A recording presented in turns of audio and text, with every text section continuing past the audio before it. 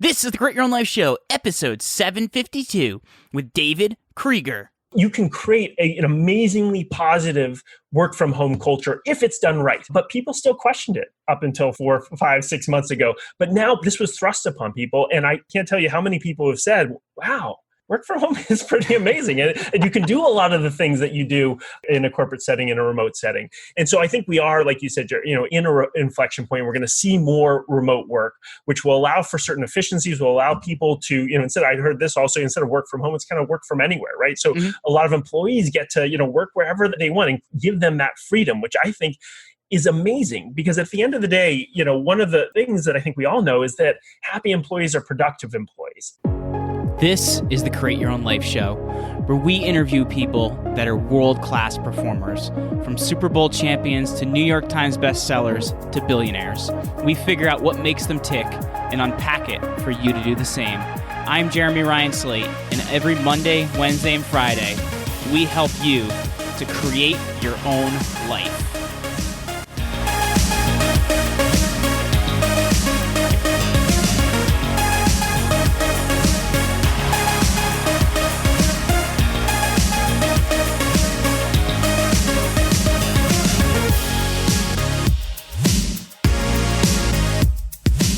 Hey, what is up, everybody? Jeremy Slate here, and welcome back to this latest episode of the Create Your Own Life Show. This is episode number 752, and it is the 5th of August, 2020. And guys, I am very, very excited for today's episode, as this was recorded, I want to say back in June. Today's guest and I had a chance to really sit down and really spit some knowledge at each other. I really had a fun time chatting with him. Our guest today is David Kreiger, and he is the founder and CEO of a company that's doing some pretty cool things out there, and they're called SalesRoads.com, and they're doing a lot in the B2B world. But the thing I found really cool about David is he's built a team that has been totally virtual the entire time his company has existed, but also in that time, they have grown a lot, serviced a lot of companies, as they've created more than 50,000 appointments in that 11 years they've been in business. But they've won a ton of awards as well. So to me, I was like, okay, there's something going on here. This company is helping people to create a lot of sales.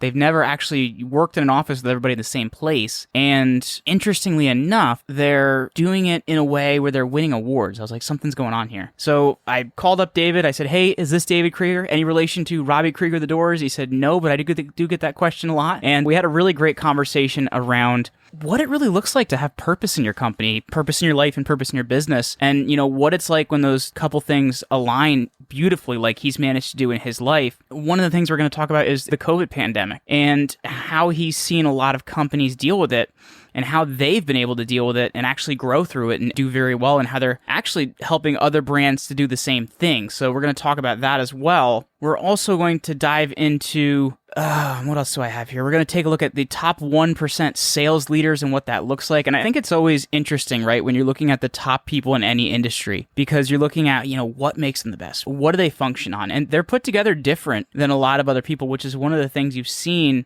in this show. We're also going to look at the idea of seeking mentorship, because I just find that to be another thing that so many of our guests have in common, is this idea and this ability to seek mentorship. So I had a lot of fun chatting with David. I was really, really excited to share this one with you guys. So I'm not going to hold you up too much before we jump into it. I do want to very quickly just thank today's sponsor, as this episode is sponsored by Audible. And Audible has been kind enough to offer all Create Your Own Life listeners a free month of their service, as well as a free audiobook download. Right now, I'm reading Near Dark by previous Create Your Own Life guest Brad Thor. He was our guest on episode number 746, if you didn't get a chance to listen to that one. And you can get that book or any other book for free, courtesy of Audible, if you just head over to jeremyryanslate.com/book. That is jeremyryanslate.com/book. Also, do not forget to subscribe for free in Apple Podcasts, Spotify, where else you're listening. And as you know, I have a big mission to help a lot of people, and you guys can actually help me do that by rating and reviewing the show when you're over there hitting that subscribe button. And I'll read that review on the air because it makes a really big deal for us over here in Create Your Own Life world, because that is how more people hear about this show. That is what helps us to make a bigger impact and just do a lot of really cool things in the world of some of the world-class performers and amazing individuals we get a chance to talk to. So be sure to do that as well, and I will read that review on the air, as I'm always excited to acknowledge, the one of you that took the time, or the several of you that took the time in order to leave a review for us and tell us about, the growth that you have seen from the Create Your Own Life show. This review comes from Jessica Yar, 2015. This show rocks. Love Jeremy and his constant positive energy. Listen as he showcases amazing guests sharing their secrets to become successful and creating extraordinary lives. Thank you so much, Jessica.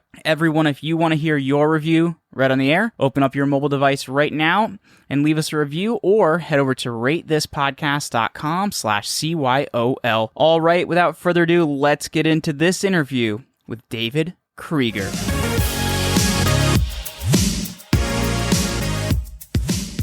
Welcome to the Create Your Own Life show, David Kreiger.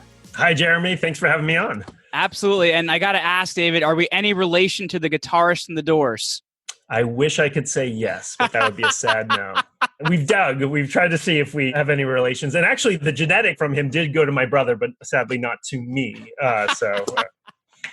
I love that. Well, I appreciate you taking some time to hang out with us today, man. I know, in the sales world, you've changed and revolutionized, so many things. I guess want to start out with, first and foremost, how did you get into sales? Because I know even for myself, a lot of what I do is sales driven, but it's not always something we decide we want to do, I guess going to high school or whatever it is. So how did you end up there, man? Yeah, so it's kind of interesting. When I graduated from college, so the first job I got out of college was a typical sort of marketing consulting type of gig that I got fired from before I even graduated from college. So even before I started, they gave me an offer and then they rescinded it because they were having financial issues and whatnot. So I was graduating from college and trying to figure out what to do. And this was 99. So it was the first internet tech bubble. We've had many since then. And so I found an internet startup that I thought was really exciting. I basically was ready to take any job that they had. So the VP of sales hired me as the head of his sales ops. And I said, okay, that's great.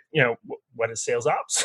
I've never really sold anything or done anything. He's like, I need you to create an inside sales team and figure out how to do it. So basically, that was my first task coming out of college. I had never really done sales before. I had definitely not built an inside sales team.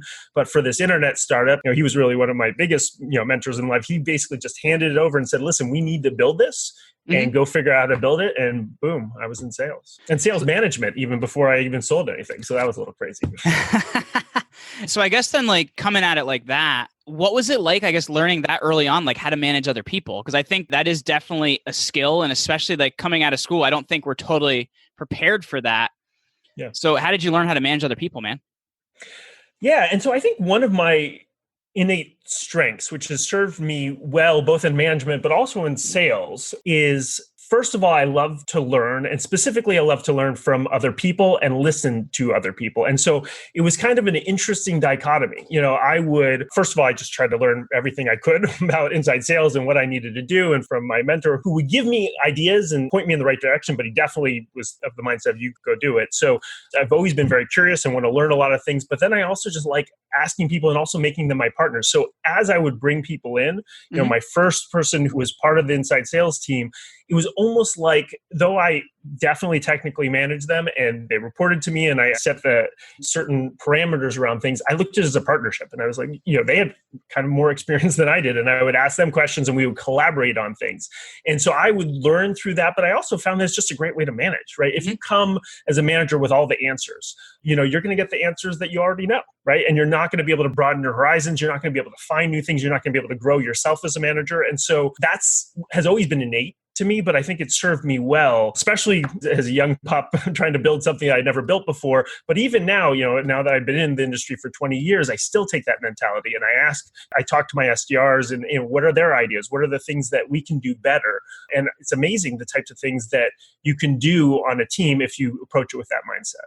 So I guess like looking at that then, David, like I feel like it's got to be somewhat difficult, right? Because you do need to maintain some of that, like, I am your boss or your manager, whatever it may be, while at the same time asking for that input. So I guess how do you make those two things work so that you're not making somebody feel like they run you, but at the same time it is collaborative like that? So there's a few things. One is at the end of the day, you always have to start with metrics and accountabilities, right? So you have a team of people and you need to, as the manager, make the final decision as to what they are accountable for and what are some of the key drivers and KPIs that are going to drive those end results. And you can be collaborative with them in developing them, right? Because you can also, ask them some questions. You can ask them for some of their goals and you make it. But at the end of the day, you set in stone, okay, here are the things that you have signed up for. Here are your accountabilities. And I'm going to check in with you, not every moment, not every hour, but every week, and go over those accountabilities and make sure you're marching towards it. And if you're not, your responsibility as the manager to probe and ask them, why aren't you doing this? Push them, ask them the right types of questions. And with that type of role, it can be collaborative, but at the end of the day, there's no question as to who's boss and who's really driving those accountabilities, even if somebody is collaborating as part of it. So I think that that's a really important thing, is just making sure that people sign up for certain numbers and certain accountabilities, and you set them and you put them in place, and then you keep them in line with that. I guess then taking a look at it then, David, like you mentioned, and you can correct me on the time frame here, but I think you said it's about 15 years now that you've been running SalesRoads. So the company's been going for quite a while. I guess, when did you decide that, hey, I'm going to go out and hang up my own shingle? And then what does that decision look like? Because I think a lot of times, especially people, starting out in business, they think it's going to be so much easier than what they're going to do. When a lot of times you realize you're starting something, you're probably going to make less than you did working for somebody. So I guess, what did that decision look like for you? It was tough. But it was a long time coming. So I have always wanted to be an entrepreneur. And I started an internet startup, which is entrepreneurial, right? But you're not really an entrepreneur, right? It's a little bit of a difference. You haven't basically staked everything and gone out on a limb. You're still getting a salary working for the internet startup and whatnot. So I always had wanted to start my own thing. And so I was about, 5, 6 years into my career at that point, always working for somebody else. And I went back to business school, and I felt like I had 2 years to try to figure out something to work for myself or to go and work for somebody else. And during those 2 years, I came up with the idea of SalesRoads, and I was part of the Wharton Business Plan competition, and I got some good accolades and got a little bit of seed money to start the business. But still, at the same point, Jeremy, I think you probably have a lot of entrepreneurs on here. I've heard your interview with Grant Cardone and things like that, who are just like, they're risk taking. They're going to go out and they're just going to throw caution to the wind and just make it happen. I am the most risk-averse entrepreneur you will ever see. But I think it's you actually, and I would get along in that way. Wonderful. I think it's a good way. I want to make sure it's all going to work before I jump in. That's right? Or at least make sure it tips in your favor and you've thought things through. And I've tried to find the right balance there. But I wasn't, even though I had gotten a lot of momentum while I was in business school and gotten a lot of accolades, I still was recruiting on the side for Fortune 500 companies and things like that. And I had a few offers. And so it came down to, I had to choose whether I was going to work for one of those companies or start SalesRoads. And I was going either way because it was a risk, right? Not only was I not getting a salary, I had MBA debts, right? So this is like, this is pretty risky. And so I said to myself, I remember I was just sitting there, I was kind of just going through all the pros and cons. And, at the end of the day, I said, if I really want to be an entrepreneur, I get to be one right now. All it is making that choice. And if I don't make that choice, then I'm really not an entrepreneur. And I have that power in this moment to say, I'm an entrepreneur or I'm not. And I said, I love that, man, because it all starts with a decision, right? If you don't decide, if you're stuck in the maybe, like, am I or aren't I, and you get stuck in that maybe, man, nothing's going to happen for you. Absolutely, right? All of us who want to be entrepreneurs, it's risky and there's a lot of things, but we all have the power to do it. We just have to do it, right? So I said to myself, listen, that's what I want to be. And if I look back on this moment, I didn't do it. It's never going to be less risky than it is right now, right? So I was like, let's do it. So I turned down the offers. I started SalesRoads in that moment, and I got to be an entrepreneur, and it's been an amazing ride. It has been difficult, obviously. It's always up and down, but it's amazing creating something and creating it with a team of people that have just, put their heart and soul into what we've done at SalesRoads. And I'm just proud of what we've done over the last 13 years. Well, one of the things I've heard you talk about in another interview, and I absolutely love the book by Gary Keller and Jay Papasan called The One Thing. And you've actually applied that strategy to a lot of, what your team at SalesRoads helps others to do. What does that strategy look like in terms of sales and sales implementation? Yeah. So I think, with sales implementation and with going back to management, a lot of times when we're managing people and we're trying to help coach them or we're trying to figure out how to help them improve, we think about things and we like, you can do this better and you can do that better. And let's think about this. And you can overwhelm people with advice. And so what I realized, it was really an epiphany for me when I read Gary Keller's book too. And it really and we've applied it in so many aspects of SalesRoads. But, one of the first place that we applied it to was in sales coaching. And so, we're an SDR outsourcing company. So we do a lot of outbound. And for people that may not have heard the term SDR before, can you just tell us what that means real quick? Yeah. So sales development rep. So for a lot of clients and companies that are trying to find new prospects, find new companies to sell to, and they want to proactively go out and speak to Microsoft and the right people at Microsoft or at IBM, or maybe there's certain, regional companies, and they want to be able to talk to new companies that have a perfect fit for their software or their service. We go out and we develop a sales strategy to go out and proactively find those companies and those people at those companies who would be interested in a good fit for their product or service, and we make those introductions. Cool. Just because some of our audience isn't quite B2B, so they may not understand that term. But anyway, you were talking about how you've applied the one thing to that strategy then. Yeah. So with outbound prospecting and sales development, a lot of it is through the phone and doing cold calling and proactively prospecting. And so we listen to a lot of calls. And when we're coaching our sales team, we'll listen to calls and we'll think about, did they make the right type of introduction? Did they explain the product or service in the right way? Did they ask the right question of the prospect to know whether they have this type of pain or what are the challenges they're facing? And so when we listen to those calls, and a lot of our coaches, when they listen to the calls, inevitably, even with the best reps, there's a lot of little things and sometimes big things that get coached on. And so, you should have, listened better at this point, or you should have asked a different question midway through, or you should have had a different opening. And at the end of the day, the rep will be writing all these things down. Oh, it's great. It's wonderful. But how much do you really remember, right? If you give people 5 pieces of advice. That's like when somebody goes to a conference and they show up with that notebook and they have 27 pages of notes they're never going to look at again. Exactly. Right. And the coach is thinking, and I would do this, is thinking, I'm providing so much value, right? Because I'm telling you so many things you can improve, but we've got it backwards. Our job as managers and coaches to help prioritize and figure out what is the most important thing for them to do well, help our team to focus on that most important thing. And then they can then execute on it, because also if you give them 5 things to do well, they're probably going to choose the easiest thing, which is probably not the most important thing to work on first. So our job as a coach and a manager is to help our team to prioritize. And so what we did is we used it under Gary Keller's methodology of figuring out what is the one thing, if done well, will make everything else easier. In our coach, every time we coach our reps, we try to help them uncover what is the one thing in that call or that interaction with the prospect that they could have done better and they can work on it.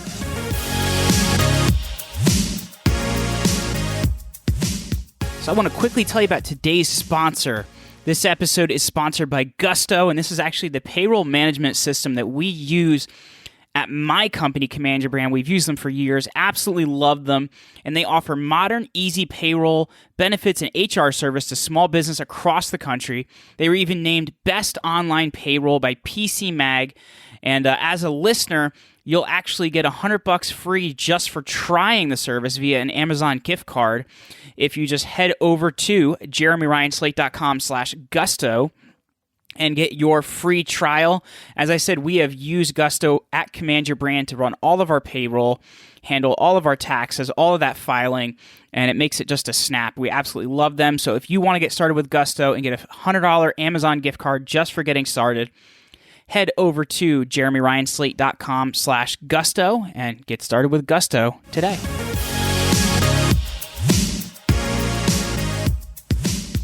I love that because I know for myself, after I got out of grad school and I had my first job for a few years, I kind of got tired of it. I jumped into sales. And one of the best things I did was I made about 100 cold calls a day. And it's like one of the best skills I've learned is just to pick up the phone and call people.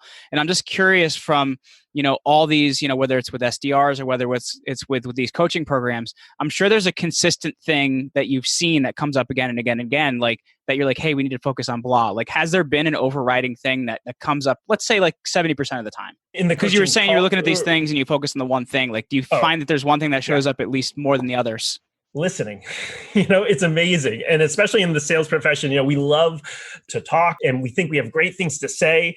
But the most important thing in sales is to just shut up, right? Yeah. And just hear your prospect and hear what they have to say. Understand what makes them tick, understand what the problems are. Ask maybe a good question, but then let them talk. And really, at the end of the day, one of the things we look at is how much time did the prospect talk versus the salesperson talk. And it's the reverse of controlling the ball in football, where you actually want to have less time where you're controlling that football in a sales call. You want to let the prospect talk, and you want to listen and hear what's making them tick.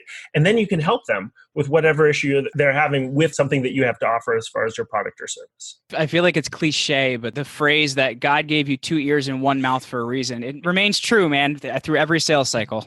It's true. And we coach on it and people still forget it, but it's so important. And it's magical when you just listen to your prospect.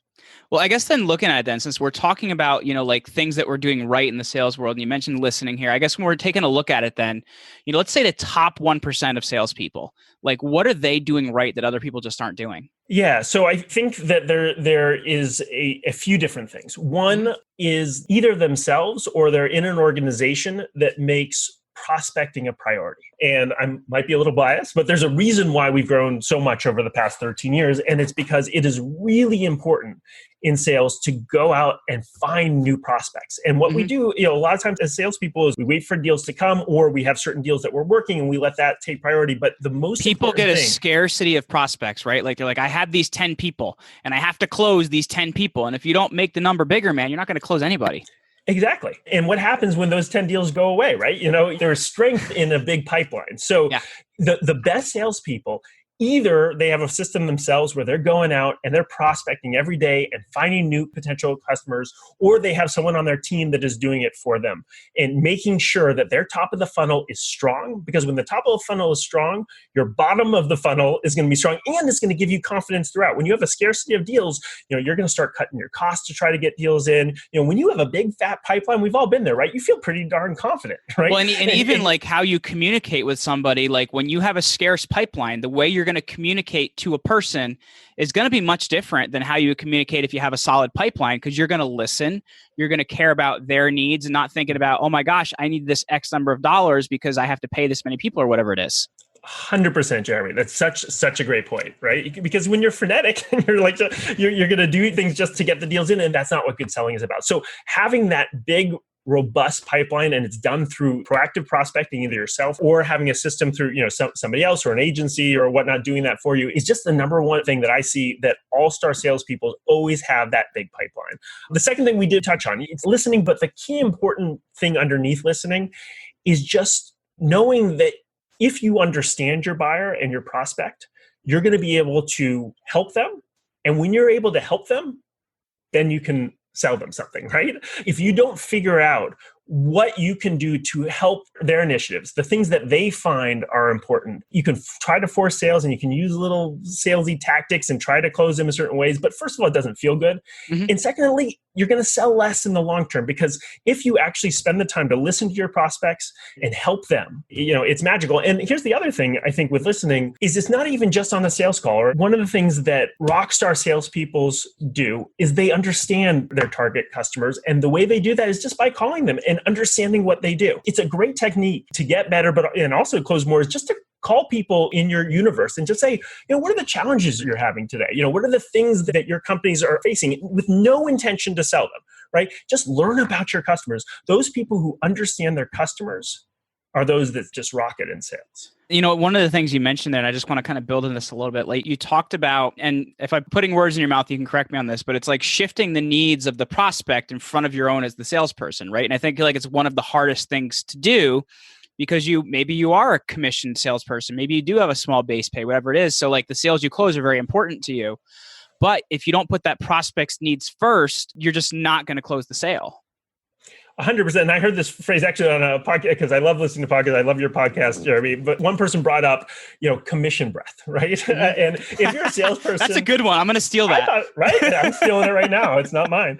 But if you have commission breath, right? Prospects can smell that a mile away, and you just can't. You can't sell that way. You might close a few short-term deals, but it's just not the way to sell. And if you're just thinking about trying to close things to get your commission, you're never going to be an all-star salesperson. It's funny because I mentioned, right after I left my first job out of school, I sold life insurance for a bit. And let me tell you, man, you make a whole lot more money for selling whole life versus selling term. So everybody kind of had commission breath on that. And the person that is sitting down with you, they can feel that, man. You have to care about that person and their family and their business and everything. And if you have, I love this, commission breath, man, you're really in trouble in that way. And here's the other thing, the universe is funny in this way. My uncle, who was also a mentor, who was a stockbroker in New York City and just an amazing person. And he had a good practice. He was, I don't know, probably in his early 30s at that time, had some good clients. And he had a client who came to him with a certain type of portfolio and he wanted to make a certain investment. And it would have been a good commission for him. It would have been lucrative. And he took the meeting and he was going to make the trade. And then he called him up and said, this is just not the right thing for you. From everything I've heard about your risk profile, all these things, I know you want it. I know it's something, it's not the right deal for you. And I really would urge you strongly to not do it, which basically meant he wasn't going to get the commission on that, right? So the guy said, I really appreciate that. Thank you so much, whatnot. A week later, he came back to my uncle and basically brought his whole multi-million book of business and said, you're the type of person that I want managing this. Somebody who can tell me, first of all, no, when it's disadvantageous to them financially, I know is going to trade with my best interests at heart. And if you have that mentality, it's going to come back and it's good. At the end of the day, maybe it's not tomorrow, maybe it's not next week, like for my uncle, but it will come back. And at the end of the day, you are going to have a much more successful career. And you're going to love your career more because you're doing things that positively impact people.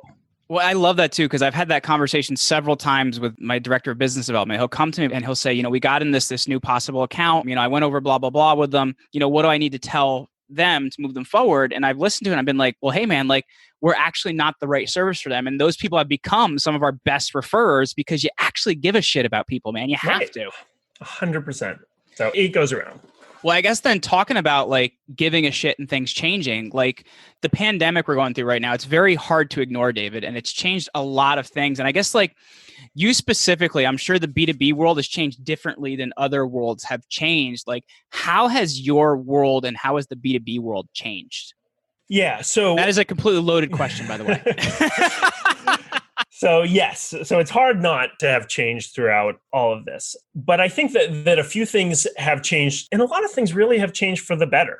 Obviously a lot of things that are going on right now are terrible and it's a difficult time for our country. But I think I've been encouraged the way that businesses, and in my space, it's all business to business, have approached what's going on with empathy, with resilience. And I've just been blown away about, just thinking about the fact, SalesRoads is a 100% remote company. I started it 13 years ago with everybody works from home, but most of, the people in the B2B space and in the country aren't, and have the resilience to basically be told in one day, for many people, you're going to be working from home, and to be able to move your whole operations and move it remote. The type of diligence and care and for stick-to-itiveness to do that in a week. I mean, we've done it over 13 years and it was tough. For people to do that in a week and actually keep operating over the course of a week, it's just remarkable. And I just really have a lot of respect for my colleagues who've done it. We've tried to be helpful to them as they've had questions making the transition, but they had to do it in a week. And it's really amazing. It just shows, I think, the resilience of our country in many ways. And so obviously, the first change is that remote work. Mm-hmm. And I think a lot of business-to-business companies, as well as other companies, are going to go back and are starting to go back to an office. But I have a feeling a lot of that's going to stick around, though, the remote work. Because I was talking to a CEO just the other day, and she said that they have a large company, but she found by people working at home, they had actually, 30 to 40% increased their productivity by working at home. That's pretty cool. So 100%, Jeremy. So there are going to be people that have come home, but it's an inflection point. I think people have been going more remote. We've talked about that over the past few years, but this is a real inflection point because I know a lot of times, when I started the company 13 years ago, people were like, how can you manage people? How can you create a dynamic sales culture? It's impossible, right? Well, we've been growing year over year. The past 13 years, been on the Inc. 5000 list. Your awards years. Speak for themselves. I know SalesRoads has gotten a bunch of awards, and it speaks for themselves and what you guys have earned. Right. Great places to work 4 years in a row. So you can create an amazingly positive work from home culture if it's done right. But people still questioned it up until 4, 5, 6 months ago. But now this was thrust upon people. And I can't tell you how many people have said, wow, work from home is pretty amazing. And you can do a lot of the things that you do in a corporate setting, in a remote setting. And so I think we are, like you said, in an inflection point. We're going to see more remote work, which will allow for certain efficiencies, will allow people to, instead, I heard this also, instead of work from home, it's kind of work from anywhere, right? So a lot of employees get to, work wherever they want and give them that freedom, which I think is amazing, because at the end of the day, one of the things that I think we all know is that happy employees are productive employees, and remote work for the right employees. And there's certain people who want to be in office, and that's fine. But for people who want to be able to work from home and have that flexibility, it makes them a lot more productive because they're happier doing what they're doing. They don't have to commute an hour and a half each day, right? And so I think that's a big change that we're seeing in the B2B space, but other spaces. Well, it's interesting too, because I know even for our team, I've always told our people, as long as you're getting your work done and your statistics are going up, I don't care if you work in the middle of the night, like whatever works for you, and you want to go do something with your kids during the day. Like, I think that really, it's changed culture in the way that I think it's actually put a lot of employees' needs first, which is pretty cool. Absolutely. And I think to that point, it's changing management styles, because one of the things I had heard at the beginning of remote work, and I wrote some stuff on LinkedIn to really condone it, is people were, as their team was at home, they were pinging them on Slack every few minutes, make sure they're working, and like calling them and checking in and all that type of stuff. And it's just not the way to manage in general, and definitely not the way to manage remote. But it makes it harder to check in on people all the time. And so at the end of the day, we are going back to what we have to do as managers. We set the metrics and we hold our team accountable. And in remote work, that's what you need to do. And people can't micromanage as much. And they're seeing, and that's a big dynamic shift, I think, is that allowing people to go after their numbers, not sink or swim, because we're going to coach them along the way a little bit, but they're accountable for that. And they can work when they want for the most part, and how they want to work, as long as they're hitting their numbers. And that's a big change, I think, that we're seeing because of the dynamics that we find ourselves in. Well, David, I guess coming back around to you a little bit, if we had to take a look at something you believed at 21 that you don't believe now, what would you say that is?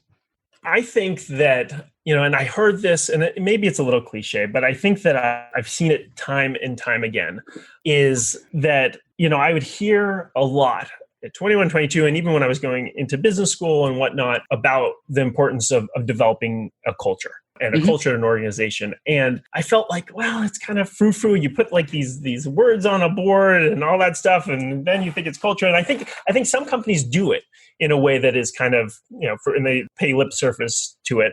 But if you do it right and you create this type of positive culture, it's like rocket fuel for a company, especially in a remote environment. And so I think really thinking about companies' culture and recruiting people based upon the right type of culture, and firing people if they're not a culture fit, is just so important. Even though it felt like it's sort of frou-frou sauce, I can't tell you how important it's been in our growth, and getting the right people to work at SalesRoads and to stay at SalesRoads is building that type of dynamic culture. Well, I guess then if we were like far in the future and you could sum up the legacy that you're going to leave behind with a quote in your tombstone, what does that look like, man? So can I steal one from somebody else? Oh, you can totally steal one. Most people do. Okay. Because somebody read me Roosevelt's Man in the Arena once, and I'm like, please don't do that again. That was like 3 pages. It's a good quote. So Brene Brown says that one a lot too, and I would say that it's a good one. And this was something that kind of drove me on my entrepreneurial journey. When I was a junior in college, I kind of had that sort of, I don't know what you call it, mid-teen crisis. I don't know, where I was kind of thinking, what's the meaning of life? What am I here for? You start reading some of these philosophy books and talking about with your friends and whatnot. And I was like, what's it all for, right? And I read a book called The Prophet by Kahlil Gibran. And there was one phrase that just stuck with me. And I think was the moment where I felt like I wanted to be an entrepreneur. It took me a while, as we've talked about, to actually do it and make that choice to be one. But the phrase that I would have on my tombstone is, "He alone is great, who turns the voice of the wind into a song made sweeter by his own loving." Wow.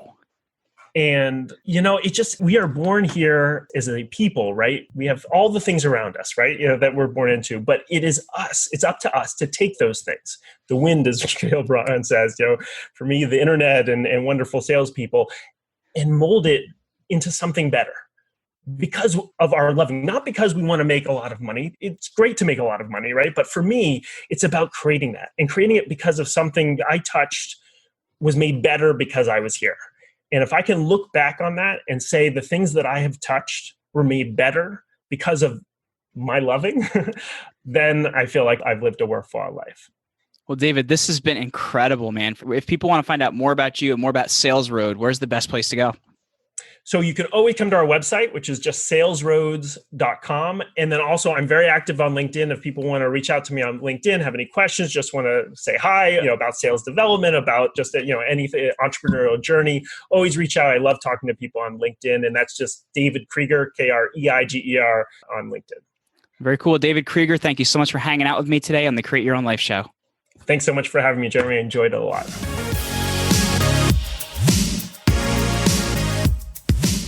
Hey everyone, thank you so much for hanging out with me and David today. You can check him out over at SalesRoads.com. Also, you can get the show notes for this episode and everything mentioned in this episode over at JeremyRyanSlate.com/752.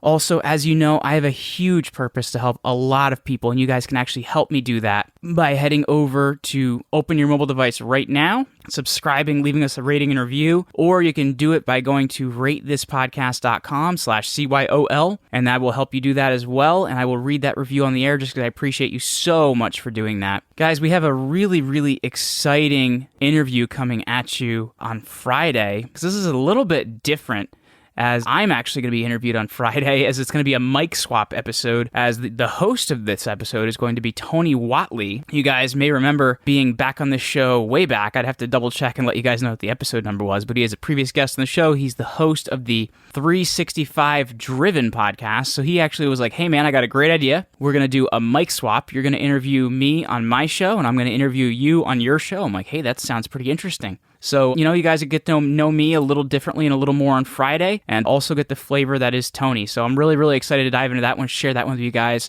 So look forward to that on Friday. All right, everyone, have an amazing, amazing day. Get out there and go create your own life.